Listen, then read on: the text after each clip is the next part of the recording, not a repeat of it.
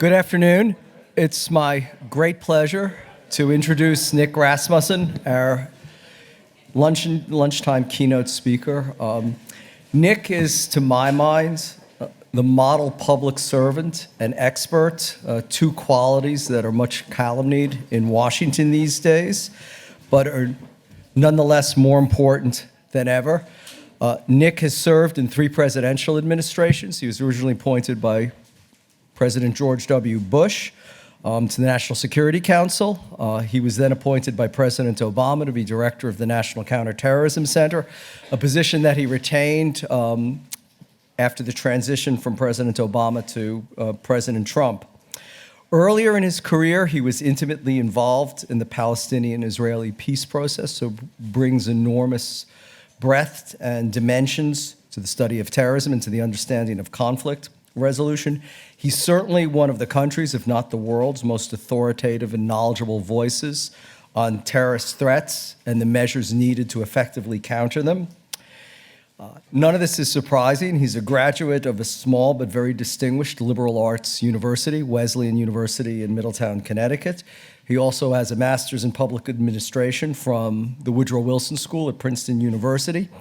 And much like the ethos of both the Center for the Study of Terrorism and Political Violence at St. Andrews and the Security Studies program at Georgetown, he's the archetypal practitioner turned scholar. He currently is the Senior Director for National Security and Counter-Terrorism Programs at the McCain Institute for International Leadership, and also simultaneously holds a number of academic appointments at Arizona State University, the University of Texas, the Australian National University, and New York University. Nick, thank you very much for coming to speak to us today.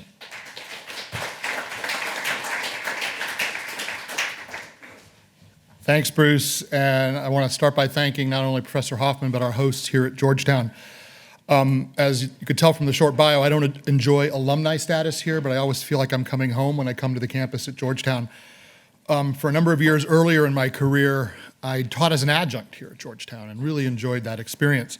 And there aren't many months that go by where I don't run into somebody who was a student in one of my classes back then, and they're almost always doing great things professionally, as you would imagine, in their own right. They've made that transition from student to colleague, friend, and peer, which of course is one of the best traditions of academic life, when those individuals you've worked with in the classroom later show up in your life as a peer or a colleague. I also want to thank the University of St. Andrews. I won't be shy in saying I like doing the hometown or the home game Georgetown version of this, but it sure would be fun to come to Scotland at some point and participate as well. So I'm going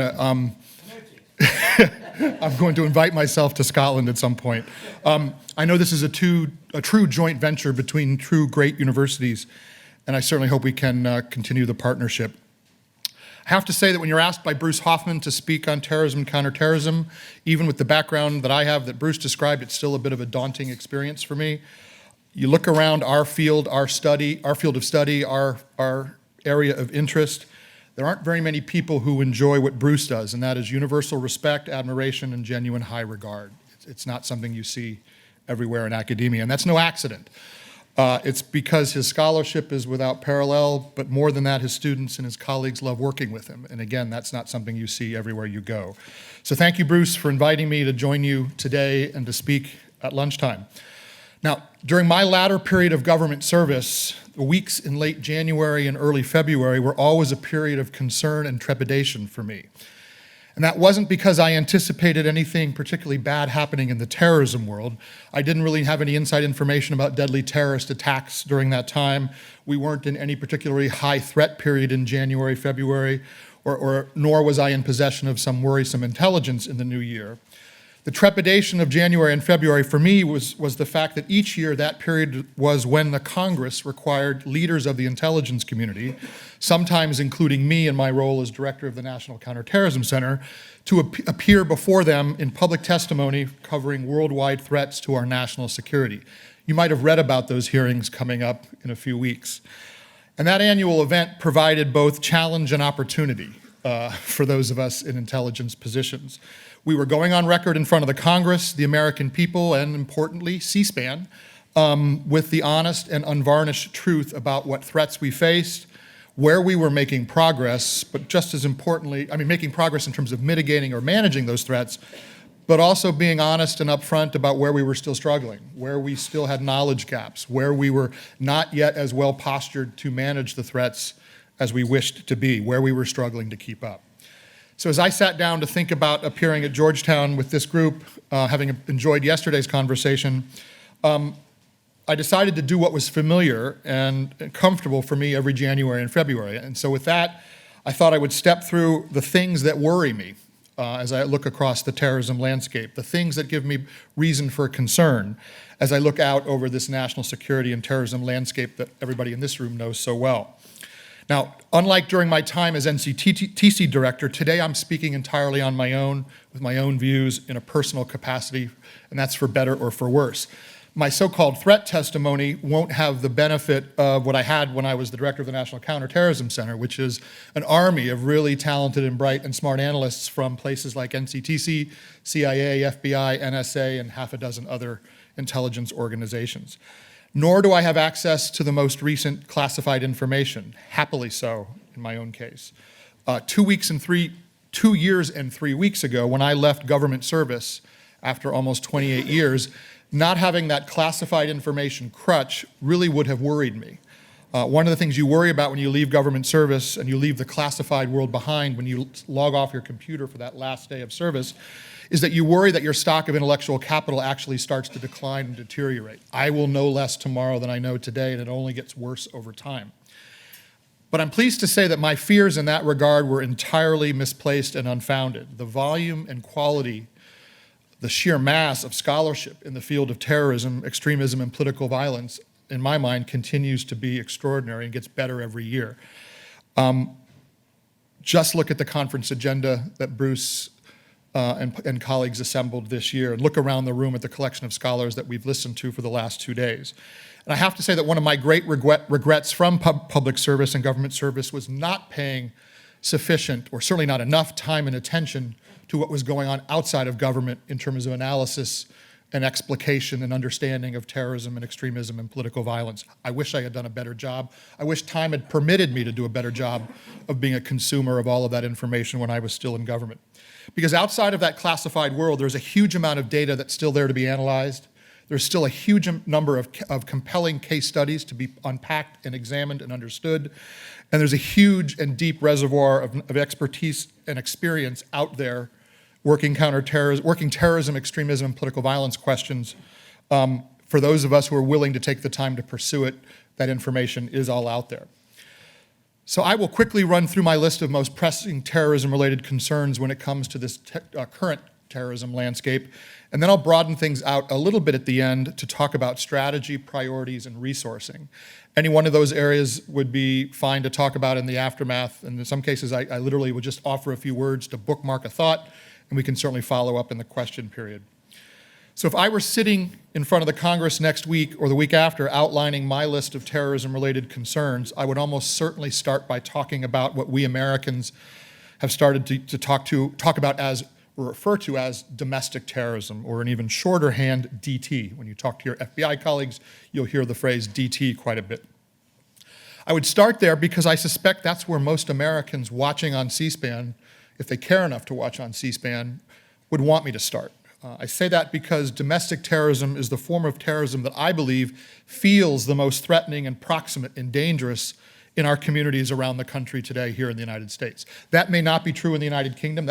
That came up in conversation with Lord Carlisle in the last conversation, as we talked about, or in some of the other conversations about whether sufficient effort is being put at the question of domestic terror or right-wing extremism in the UK, but I certainly feel like here in the United States it has jumped to the top of the ledger. And there certainly remains plenty to be worried about in the basket of Salafi jihadist threats. We certainly heard a lot about that in great detail yesterday from Amy Sturm and Mary Haybeck. And so that problem set has not gone away. But from a homeland perspective, it's clearly the array of extremists motivated by far right-wing ideologies, by anti-Semitic or white supremacist or anti-immigrant ideologies, these are the ones who pose the more imminent, more proximate threat here in the United States. At least that's what I would say if I were put in front of the Congress to speak to the issue. 5 years ago, if we had awoken to news of a terrorist attack overnight or the disruption by our security services of some plot here in the United States, it would have been fair to assume, even in the absence of any information about the perpetrator, it would have been fair to assume that just reading the headline, "Terrorism Plot Disrupted," it would have been fair to assume that that plot was most likely tied to the ideology propagated by ISIS or Al-Qaeda or some other element of the Salafi jihadist universe. That event 5 years ago, if it would have happened, would almost certainly have involved some would-be frustrated ISIS sympathizer who we had successfully prevented from going to the conflict zone, but who would then become a security problem for us to manage here in the United States, who instead aimed to carry out or plot an attack here in the United States. Today, 5 years later, if we woke to such an event or such a headline, I'd be tempted to conclude, and I suspect most Americans would be tempted to conclude, even before the facts were known, that the perpetrator was motivated by some other hate-based, identity-focused ideology, not necessarily the Salafi jihadist ideology. Something tied to white supremacy, anti-Semitism, racial hatred, or animus of another sort, perhaps an anti-government ideology of some sort. And the numbers, I'm not just making this up, the numbers very much speak for themselves. The Anti-Defamation League's 2018 numbers are startling when you step back for a moment to really process them. According to ADL, the United States witnessed in 2018 at least 50 domestic extremist killings in 2018. And the numbers for 2019, though still being compiled, are likely to be equally appalling. The attack on the Walmart in El Paso, Texas accounts for almost 24 deaths all by itself. Senior FBI officials have increased significantly their degree of focus and attention on domestic terrorism in their public remarks and in their testimony. And that's no accident when they go before the Congress and before the American people. Their prepared remarks still point to homegrown violent extremists, HVEs, and motivated by foreign terrorist organizations overseas as being the, quote, greatest, most immediate threat to the United States in the homeland. And I suspect that that conclusion is largely driven by the still very substantial caseload that the FBI maintains in all 50 states of HVE-related cases. That's something that the Bureau manages largely without the public knowing about it, but that caseload is still very substantial. A great deal of investigatory work goes on every single day in all 50 states, again, without us knowing very much about it unless it springs into public view with an arrest, and that's as it should be. But FBI leaders, including Director Chris Wray, are now very upfront in also saying that, quote, domestic political extremists pose a steady threat of violence and economic harm, unquote, here in the United States. Now, they are careful with their words, FBI leaders are careful with their words not to make truly comparative judgments about the levels of threat, saying one is worse than the other, or we work harder at one than the other, and of course we understand why. But in this forum, I don't need to be so constrained. I'm not a senior official of the FBI. To me, it feels like this domestic terrorism is at the top of our worry list of homeland threats because of both the frequency and the lethality of those events when they do occur. And just as importantly, because I think our public probably doubts that we have all of the necessary tools in place to deal with or counter this particular form of terrorism. So that's in part why I would feel compelled to lead off any discussion of current threats by starting with this domestic terrorism challenge. That's the area where our fellow citizens, my fellow citizens, are looking to government for solutions, where it feels like things are getting worse, not better, and where you might even argue that the government is actually contributing to the problem rather than contributing to solutions, at least in some cases. This is also a field of intellectual inquiry where, at least from my limited optic, there's been a relatively recent and very welcome surge in new research and information sharing. More scholars are turning their attention to this set of issues, and it's a good thing. But this wave is also led by scholars who have been following this issue and working this problem for decades, long before it became, I don't want to say fashionable, but long before it was demanded that we look more carefully at this set of issues. Now, the part of the problem that interests me the most from an analytical perspective is the question of just how transnational is this threat as it emerges. We know that these various forms of hate-based ideologies travel very easily, very comfortably, and very effectively. Some of that conversation in the last session pointed out exactly how that happens, communication between individuals. And as each of the domestic terror incidents in the United States that takes place right now is unpacked, we learn each time a bit more about potential overseas linkages. But I suspect there's still a lot we don't know, or certainly don't know or fully understand about these racially motivated violent extremists, these RMVEs, the new acronym of the day that FBI is using to describe these individuals. We don't know yet enough about how they operate, how they engage with fellow like-minded travelers all around the world. My second most significant area of terrorism-related concern will come as no surprise to this audience, given the expertise and experience in the room here. And that concern focuses still very much on ISIS, the Islamic State, and the persistent threat that ISIS poses to US and Western interests around the world. Of course, with respect to ISIS, there's clearly positive entries in the counterterrorism ledger for 2019, if you're keeping book on these things, certainly to include the death of Abu Bakr al-Baghdadi, a good day for those of us in the counterterrorism world. But to my mind, nothing that happened in 2018 and 2019 truly gives me confidence that we have turned the corner in a sustainable and irreversible way in terms of managing the overall threat posed by the Islamic State. Certainly the long-promised rollback of the physical caliphate did materialize, and again, that must be counted, and counted heavily on the positive side of the ledger. At the same time, we know that ISIS, as an organization, was given plenty of time to prepare for that outcome. They knew it was coming. I've sometimes referred to it as the world's longest telegraphed punch. We telegraphed for months, if not years, that this was how the campaign would unfold. And so as an organization, ISIS had more than ample time to prepare for that eventual outcome, and thus to posture themselves to figure out how best to deal with the absence or the loss of physical territory.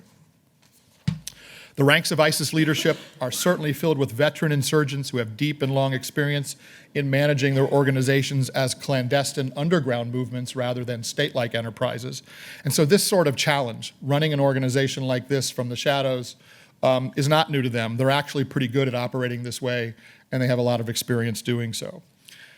When you combine that with the continued systemic weakness of the Iraqi state, that, to my mind, more or less guarantees that ISIS will continue to have a substantial capacity to play a destabilizing role in the region.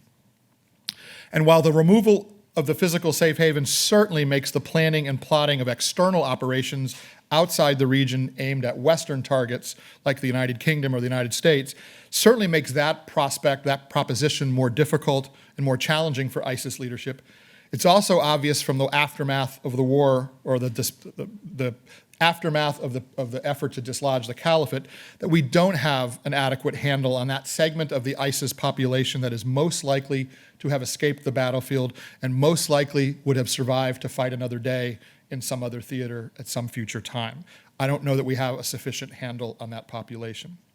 And even if the foreign fighter outflow problem that we looked to a couple of years ago with anticipation, even if that foreign fighter outflow problem did not manifest itself in terms of the volume of foreign fighters that we envisioned a few years ago, it remains highly likely that a significant number of extremely dangerous actors truly slipped the net or found their way out of the conflict zone to someplace else, again, where they may be doing something else that we don't yet know about.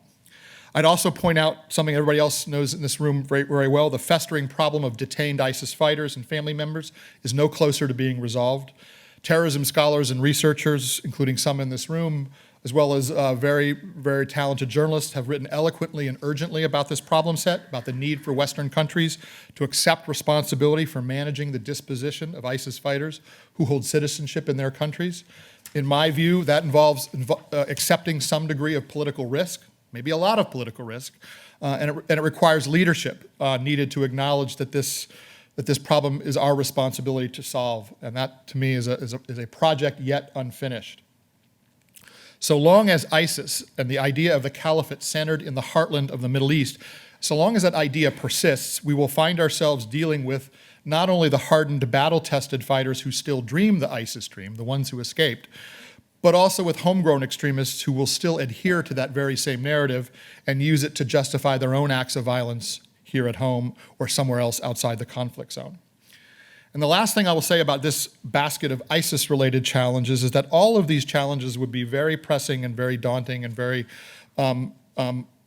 headache creating, even if United States policy in the counter-ISIS campaign and U.S. policy in the Middle East more broadly, even if that policy were clear, coherent, and finely calibrated.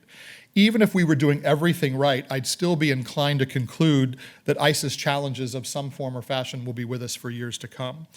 But of course, we're not doing everything right, at least not in my view.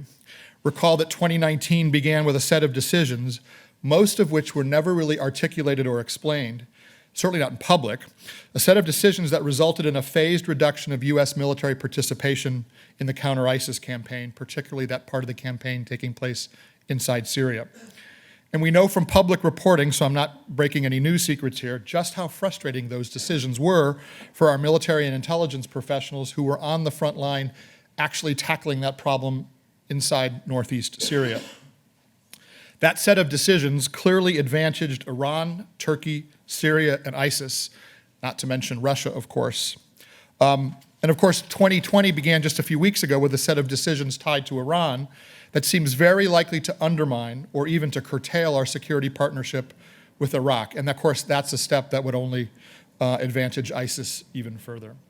So you add all of that up, and I hope it's easy to see why concerns about ISIS still feature so prominently in my remarks today, and why, of course, it's still so very dangerous to use words like defeat or win or destroy when talking about our success against the Islamic State. So let me now turn briefly to the question of Al-Qaeda and its affiliate organizations. Now, in the latter years of my government service at NCTC, I felt compelled almost every time I testified in front of Congress or spoke in public to say something like the following. Yes, yes, yes, I get it. Of course it's true that ISIS is our most urgent counterterrorism concern right now.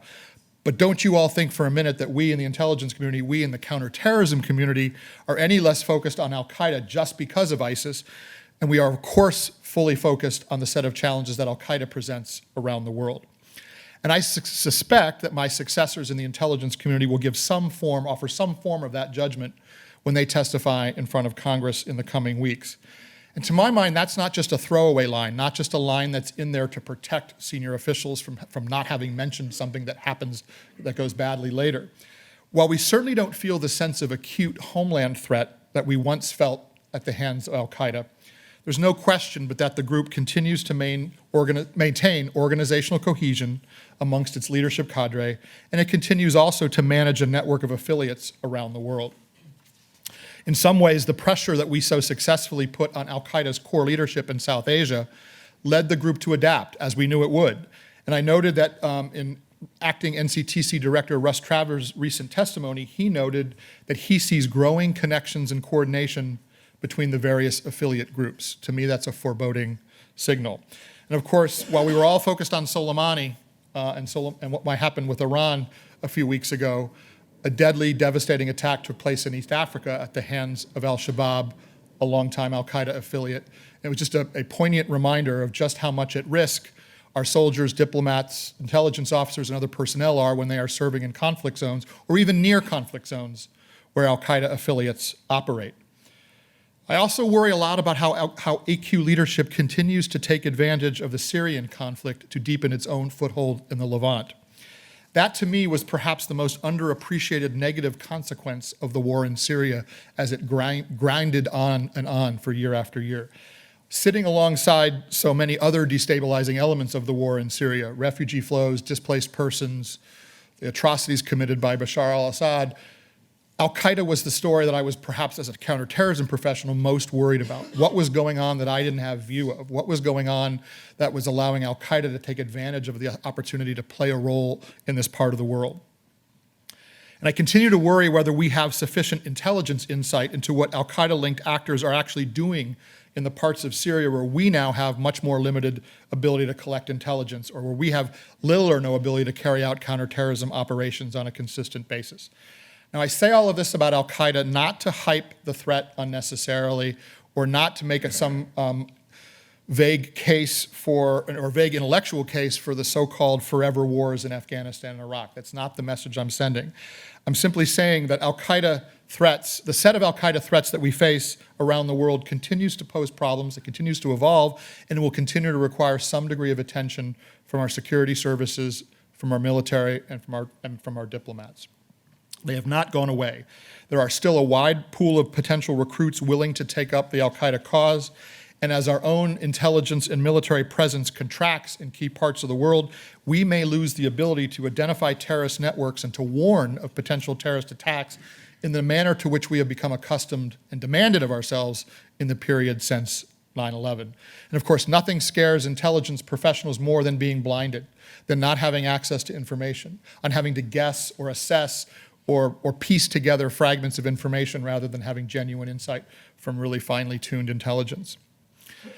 So, as my last stop on this very abbreviated tour of the threat landscape, I'll focus for just a minute on the potential for state-sponsored terror connected to conflict with Iran, or potential conflict with Iran.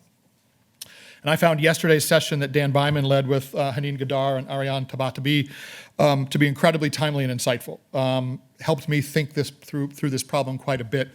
Understanding the array of asymmetric capabilities available to Iran's leadership for use in a crisis has long been one of the more difficult intelligence challenges for those of us working in government. Even more difficult was the effort to understand and reliably predict Iranian decision-making, particularly how it might play out in a crisis. What really constituted a red line for action? We certainly talked analytically about escalatory spirals of violence and how they might look, but what intelligence did we actually have that would allow us to predict with reliability how an asymmetric conflict with Iran might actually play out? We really didn't know. What could we expect where and when and how? Now, the one area where I think the sophistication of our analysis has improved over time, and I think not just in the intelligence community, but certainly in the academic community as well, involves the degree of command and control that Tehran's leadership does or doesn't exert over the various entities that are labeled as proxies or surrogates of the Iranian regime.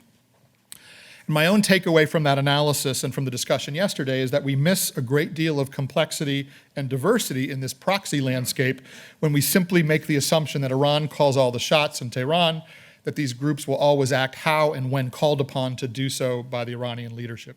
It is certainly much more complicated than that. It's much more complicated than that whether you're talking about Hezbollah in Lebanon, whether you're talking about Shia militia groups in Iraq, or whether you're talking about Houthis in Yemen. Now, I mention these intelligence challenges with respect to Iran because they are the exact questions I suspect my former colleagues in government were trying to answer in advance of the Soleimani strike and certainly are trying to answer now as events play out in the aftermath. They're doing their best to predict events in an environment where genuine intelligence is extremely hard to acquire. So in the aftermath of the Soleimani strike and subsequent events, I feel very confident about almost nothing, other than to say the show isn't over. There's more to come. And sometimes when you go on TV and that's all you have to say, people aren't very pleased. But I felt like in many cases, people were overstating their confidence. Something's going to happen next week, or because we've gotten past this week, then we're in the clear. Neither of those, I suspect, will turn out to be true. And I'm somehow wary of analysis that suggests that there's a new and stable baseline of deterrence that has been established between Washington and Tehran. There's certainly colleagues present here who know far more than I do about Iran and its leadership, but I suspect that Iran doesn't itself feel permanently deterred or without options right now. And I suspect we will learn that at some point in the future. There will again be moments in the weeks, months, and years ahead where U.S. interests or those of our partners and friends are threatened by Iranian actions. We will have to decide again what's proportionate and what's not by way of a response, and we will again find ourselves crawling a step or two up that escalatory ladder. In fact, we might even find ourselves skipping a couple of steps and being further up the ladder than we imagined. On that less than happy note, I will conclude my tour of the threat landscape and close with just a few quick thoughts about CT as an enterprise and as a discipline. Again, these are entirely personal thoughts, at least as I see it here in the United States. As with the threat landscape, anytime you talk about the enterprise, from my perspective, there are things about which to be sanguine and pleased about and to take genuine satisfaction in the work we've done to accomplish them. But there are also reasons for genuine concern and trepidation looking forward as I think about this enterprise. And of course, when I was in government, that's how CT professionals tended to operate, constantly swinging back and forth between the glass being half full and the glass being half empty with huge holes in the bottom. This list of issues that I'll tick through is by no means comprehensive, but I'll just tick off a couple of things as I look at the CT enterprise.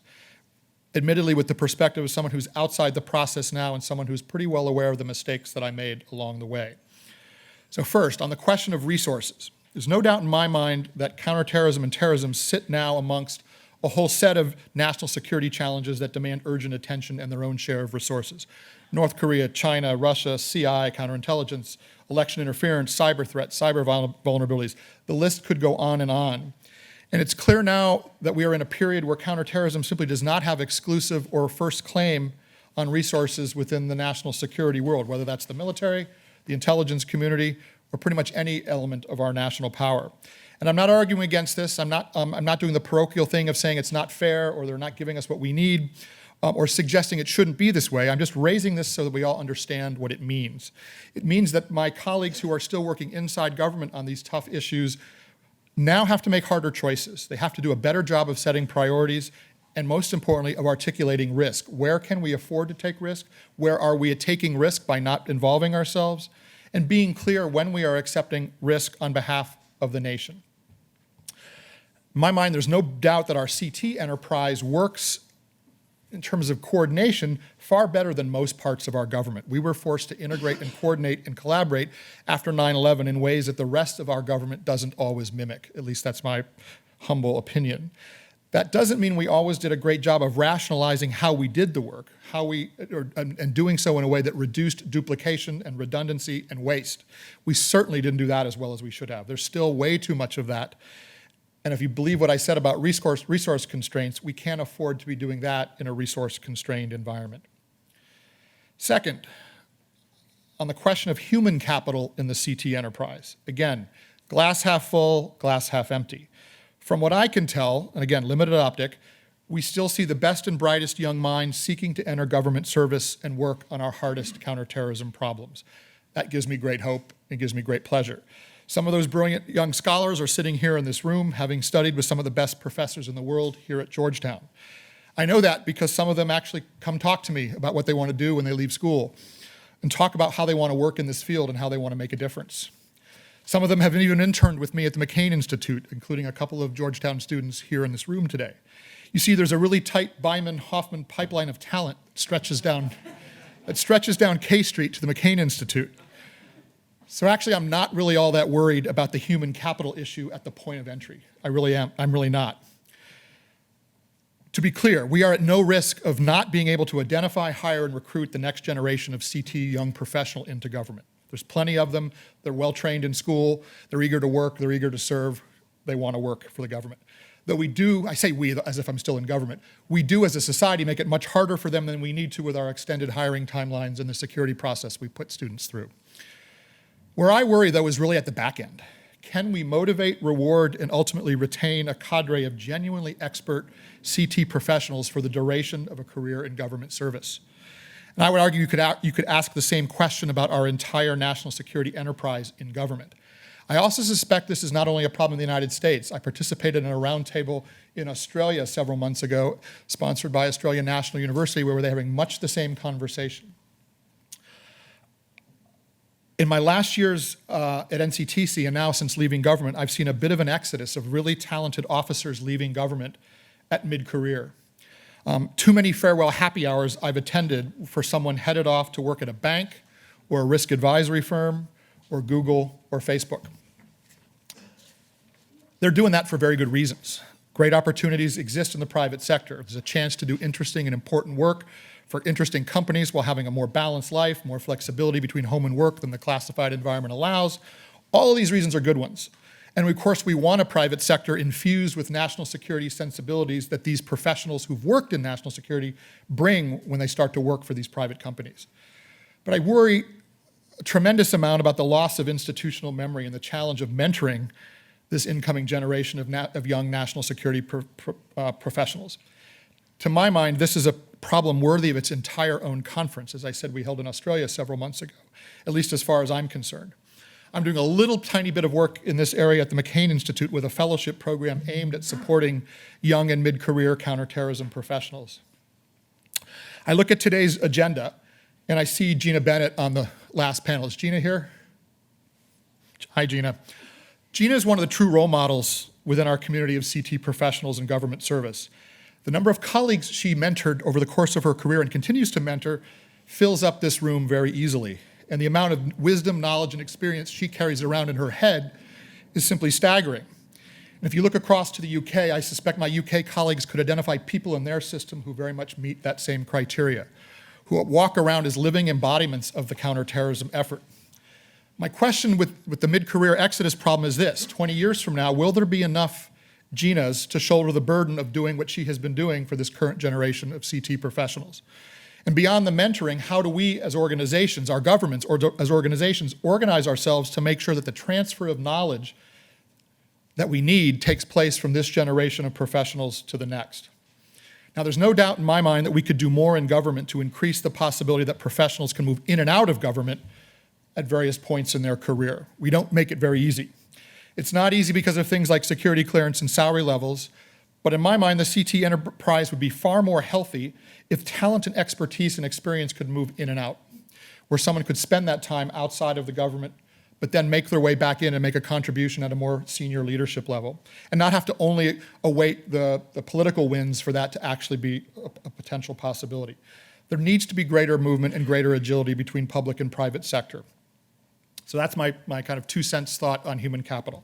And now I'll close with a few quick thoughts on CT strategy. Having been part of drafting a few of them for various presidential administrations, I'll simply say this: we do ourselves a favor, and we are far more honest with the American people when we put forth strategies that are realistic in their aims and clear about the level of commitment needed to achieve the objectives we set. So what does that mean in practical terms? To me, it means talking about CT strategy in a much more humble and modest way.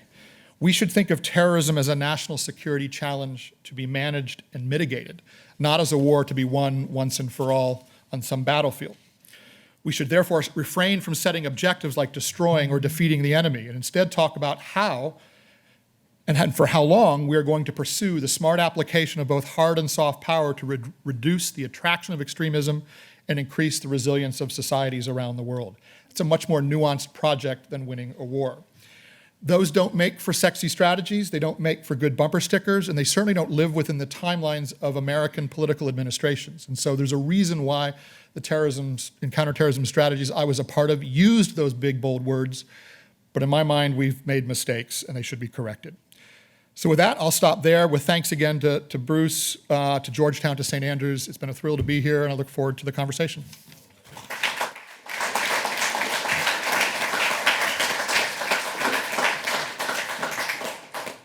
Great. We have about 20 minutes for questions. We'll, again, as being our pattern, take them in threes. Who wants to go first? All right, well, while you're mulling, I'll ask a question, and then we'll turn to Professor English. So if I'm not mistaken, the 2004 Intelligence Reform Act, which established NCTC, gave it a predominant, maybe even an exclusive role in countering international terrorism. I wonder if you could discuss how, especially in light of your first bucket of threats, the growing domestic one, NCTC is changing and adapting to this particular challenge. So I hesitate a little bit to speak on behalf of the people who carry the burden of still being there, but I know, for example, that Acting Director Russ Travers has sought, at NCTC, who was my deputy and is my longtime friend, has sought to think about how NCTC can play a constructive role in this domestic terrorism set of issues. And playing a constructive role doesn't just mean some other agency coming up on the scene and saying, me too, me too, me too. We're here, let us play. Russ, as I understood it, took a very bottom-up approach, working starting at working levels by engaging the FBI, who everybody acknowledges has lead responsibility and should have lead responsibility for dealing with domestic terrorism issues. But what NCTC tried to bring to that table, as I understood it, was a how can we help mindset. What information and authorities do we have that might augment what FBI has and allow us to either share some of the burden or take off of FBI shoulders some of the burden? Now, I did a little bit of writing about this in the early days after I left government service, and I thought at a minimum, NCTC can play an important role in increasing engagement with countries and intelligence services around the world about the transnational nature of this threat, because I still worry a little bit that when purely law enforcement organizations deal with these cases, they'll deal with information sharing on a case-by-case basis rather than stepping back and saying, what are the long-term trends that we are seeing with domestic terrorism? I actually was embarrassed by the fact that my Five Eyes conversations that I participated in for so many years never, ever, ever, ever once contained a discussion of domestic terrorism issues. It's almost embarrassing to admit that, given how front and center that set of issues is now. I know that's no longer the case. When we gather, when our colleagues now gather, Australians, Canadians, New Zealanders, Brits, and Americans, domestic terrorism is very much on the agenda, and I know NCTC information and analysis is contributing to that conversation. That's one area. The other area that I suspect Acting Director Travers would like to move out on, but might find himself, challenged to move out on, is how to manage this larger resource picture, Bruce, that I alluded to in my remarks. Governments are governments because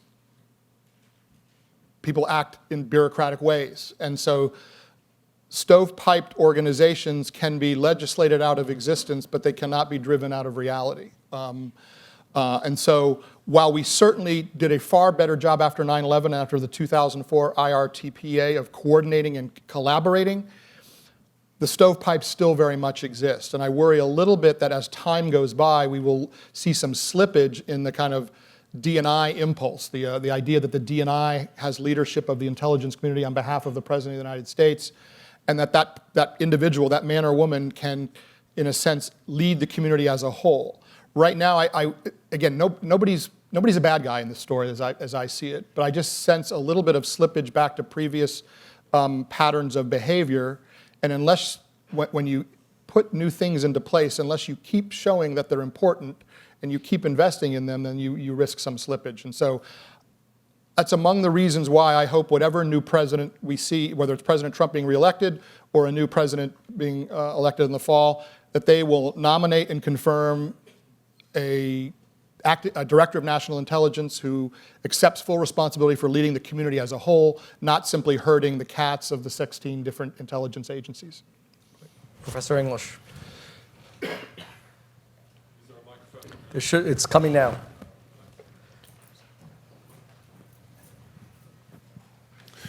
Thanks very much for those comments, which were very, very insightful, and like everyone else, I learned a lot from them. I want to ask a question about the point you finished with, which was about the idea of containing a threat rather than getting rid of it, and about being a bit more humble about what's realistic. And given your experience and insights, what advice you could give about dealing with some of the obstacles to that? Because for a politician, it's more attractive to say I'm going to beat someone than that I'm going to contain a threat. It's more attractive to say let's do it quickly rather than this is a very long-term threat we're going to keep on facing. But for the public as well, it strikes me there is a perversely low acceptance of risk with terrorism. We don't expect doctors to get rid of illness or police to get rid of burglary, but there's a notion that we can't really accept any threat with terrorism, even though the threat might be very low statistically. So given the experience you've had, what advice would you give about trying to overcome some of those obstacles? Sure. Bundle a few together. Yep. Yeah, just in the interest of time. Thank you. So you mentioned it towards the end, sir, the allocation of resources from counterterrorism, now considering Russia, China, North Korea, Iran. How do you project the counterterrorism environment as those resources start to shift with great power competition? Are you looking at, I guess, would you predict that the budget and the resources are going to go more towards technology and try to be more precise, or more towards kinetic effects where we're actually having boots on the ground, having counterterrorism elements out forward? I think those two are enough to chew over. Great. I'll start with the second one. Many of you may have seen the New York Times article in recent weeks that talked about the drawdown of our counterterrorism footprint in Africa, particularly in the Sahel region. And to me, that's kind of the kind of archetypal example of what we're talking about here.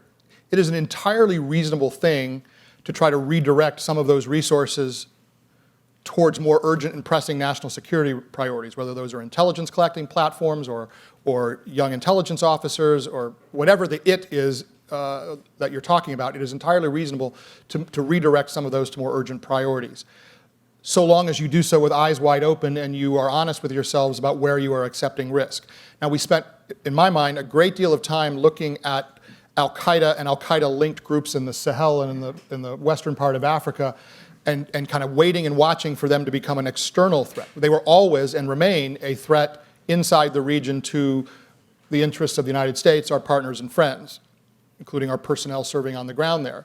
But we have not seen a homeland threat truly emanate from that part of the world. And so you could make an argument, if you are engaging in a prioritization strategy, that we can afford to accept some greater degree of risk. Now, how do you make up for that risk? You do it in two ways. One is investment in technology. I don't know how quickly you can get across some of the hurdles that would make that the viable piece of this. The other strategy is of course to build up partners. And building up partners, as I think Mary Haybeck mentioned in her remarks yesterday, is an endless enterprise where you are constantly starting over with the work that you accomplished last year and the year before. And so it's a good way to spend a lot of money, but not always to see a great return on your investment. So again, not an unreasonable choice to downsize and to scale back level of effort in a place like West Africa, where you would probably argue that we're dealing with secondary or tertiary terrorism concerns, at least from a homeland perspective.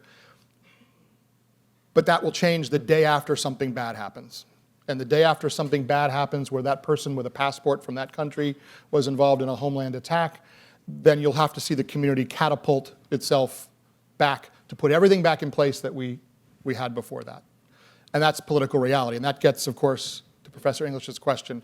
How do you build in resilience in a society that is as fragile politically as ours right now? I don't know that you can, because I think there's way too much incentive right now for political leaders on both or every side of the political divide right now to take advantage of whatever opportunity they can to criticize the other side. And so I don't have a whole lot of hope in that regard in terms of being able to say, if we would get our political leaders to speak more forthrightly about risk and resiliency and managing risk, I just don't see that happening in the current political environment. I remember being inside the Obama administration and having that conversation with senior Obama administration officials when we could certainly recognize that as a matter of mass and scale, the terrorism problem that we were facing and the homegrown extremism problem we were facing was simply not a threat to the lives of most American citizens. But that was an irrelevant piece of data in the aftermath of the Boston Marathon attack or the aftermath of the Pulse nightclub attack in Orlando. It didn't matter. That was going to become the political issue of the day, and it was going to require that government not only act, but be seen to be acting in bold and dramatic ways. And I suspect the same is true with this administration or any future administration. Questions? Yes, Eric.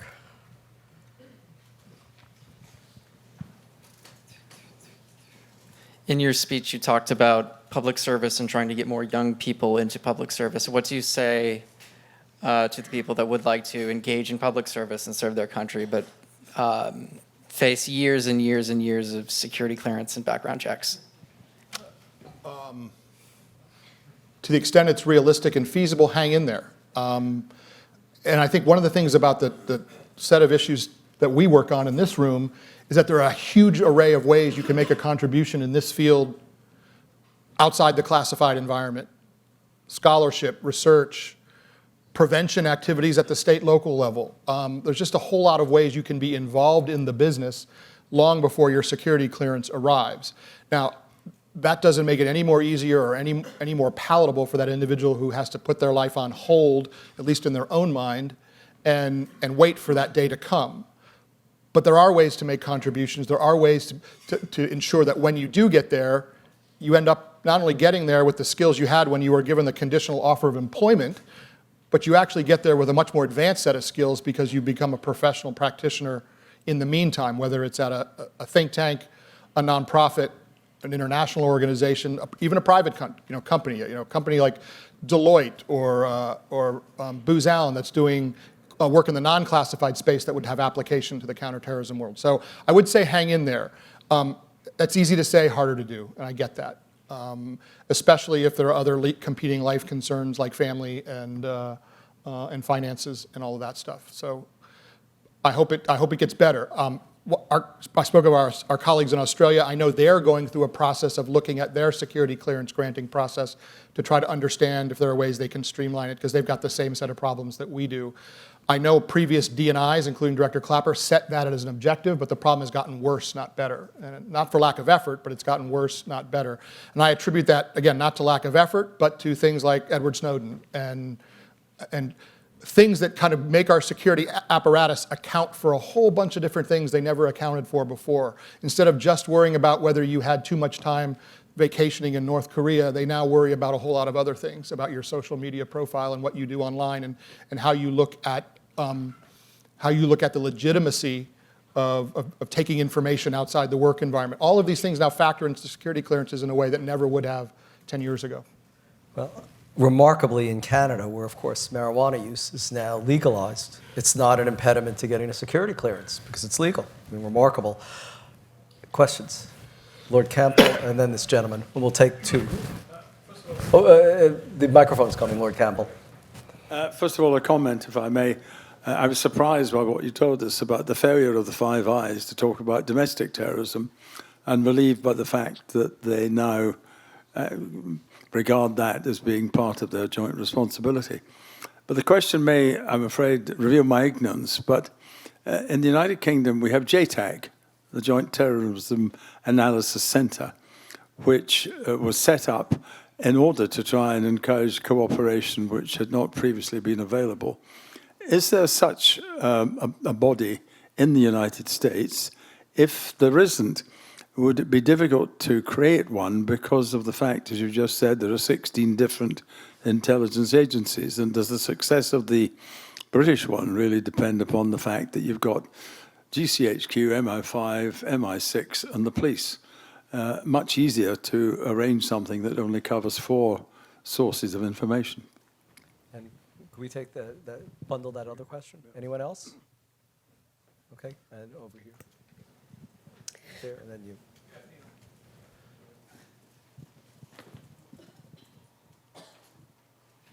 Good afternoon. I'm Jeff Fiorito from the University of St. Andrews. You mentioned working for companies like Deloitte and Booz Allen Hamilton. Full disclosure, I'm a Booz Allen employee, so it's not a setup, I promise. I just wonder if you could talk a little bit about challenges, advantages, disadvantages to working with companies like that, private contracting companies in this government service space, especially in counterterrorism, where it's so difficult to get cleared personnel and things like that. And let's take the third question here. I had a very similar question. I was going to talk about, with everything you just said, regards to hiring and clearance processes.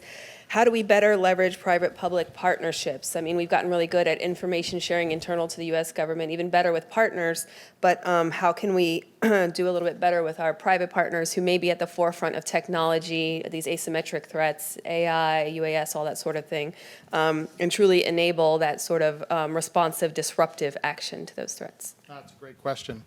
So, to the UK-US example, of course, JTAC was my direct counterpart inside the United Kingdom system.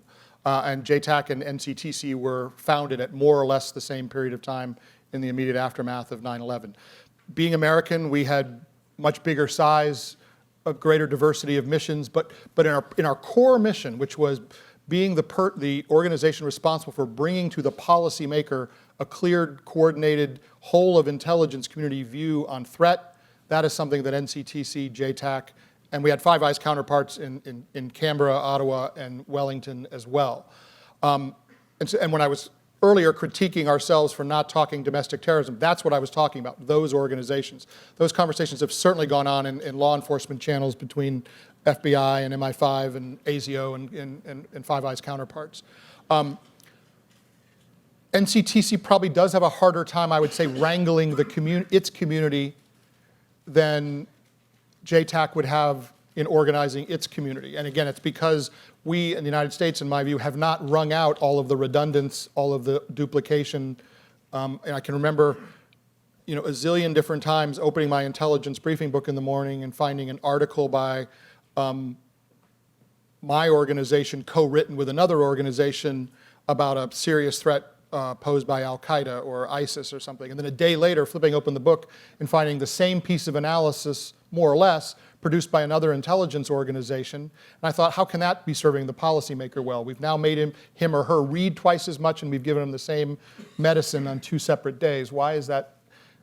and what I hope is true is that resource constraints will force people to be more cooperative and to operate more on the principle of comparative advantage. Do what you do best and what you bring uniquely well to the table, and allow somebody else who may have a better purchase on that particular problem set to take up the burden of doing the rest of it.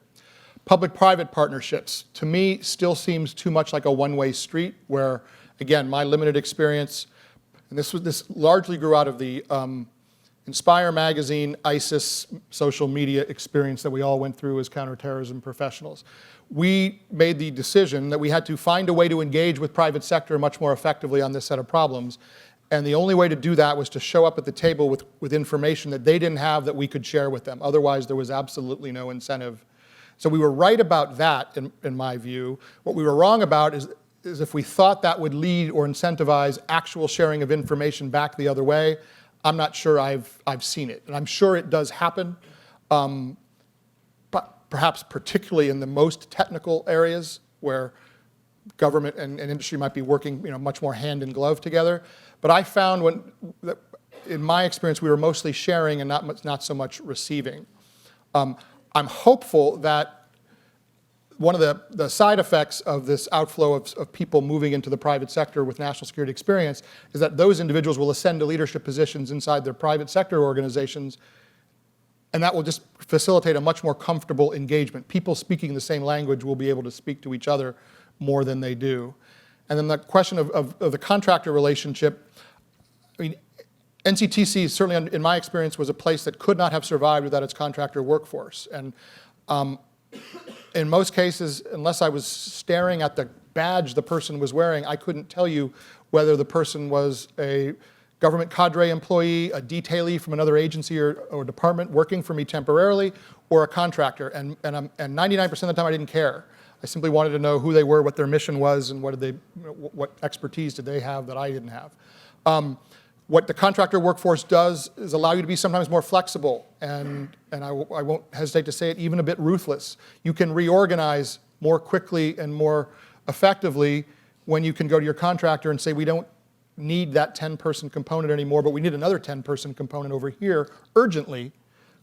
And if those 10 people over here aren't the right people, let's go find the right people that are. And that's cold-blooded, but it actually allows for a little bit more agility inside government than government personnel practices permit. So you pay a premium for that. There's a reason you pay more for contractors than you pay for government personnel, but you harvest the benefits when you have that agility requirement. Great. Well, I'm afraid we're out of time. Thank you very much for this remarkably candid and also far-ranging assessment and for your comments. As a very small token of our appreciation and affection for you, I want to give you this School of Foreign Service Globe paperweight. Terrific. Thank you so much, Nick.